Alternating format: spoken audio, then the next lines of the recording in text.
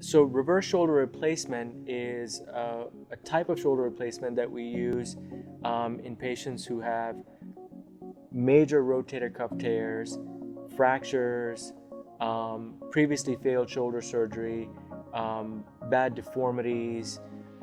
This is something that is a very good option now for patients who have had multiple surgeries before for rotator cuff tears, but the tear never healed and they're still having a lot of pain with limited function.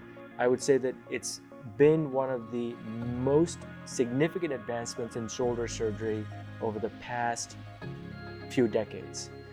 Reverse shoulders have revolutionized shoulder surgery because they're an option now for patients who literally had no option before.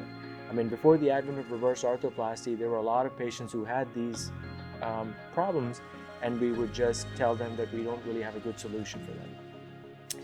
The reason why it's called a reverse replacement is because whereas in a normal shoulder, the socket is on this side and the ball is on this side, we reverse it.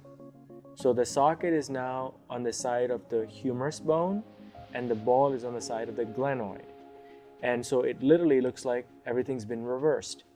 And the reason why that's significant is because it allows the two to couple together, and you can lift up your arm now with other muscles that would substitute for the rotator cuff tendon. So normally the rotator cuff is up here and it allows to lift up the arm. In patients who have no rotator cuff left, when they try to lift up their arm, it literally slides up.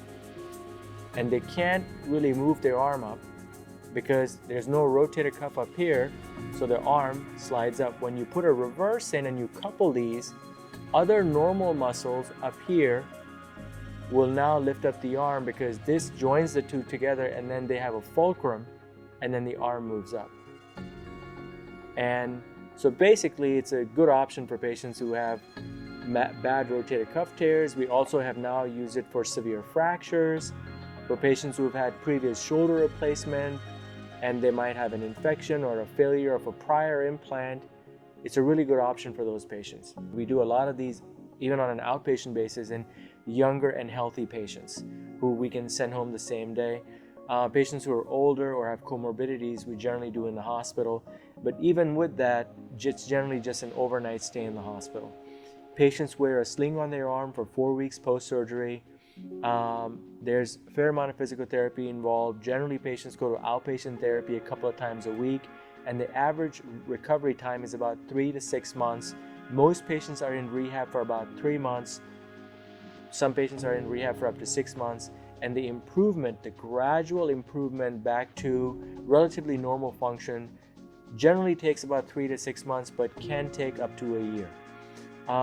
There's not severe pain associated with this procedure. I've found that most patients now, there's a lot of variability in pain, of course, but most patients are off narcotic pain medicine in less than 2 weeks. And we encourage patients after 2 weeks to just take over-the-counter anti-inflammatories. And it's basically revolutionized shoulder surgery, and it's something that I do very frequently in my practice. I've had patients go back to horseback riding. I've had patients go back to hunting. I have a lot of golfers. I let patients return to golf generally 3 months post-surgery, and outcomes are generally very good. In my opinion, surgeons who do reverse arthroplasty should be the ones who do a lot of them. I mean, multiple studies have shown that when it comes to joint replacement, you want to go to somebody who does a lot of joint replacements and not just a few every year, and you'll get a better outcome. And I think that should be the way it is for almost any surgical procedure.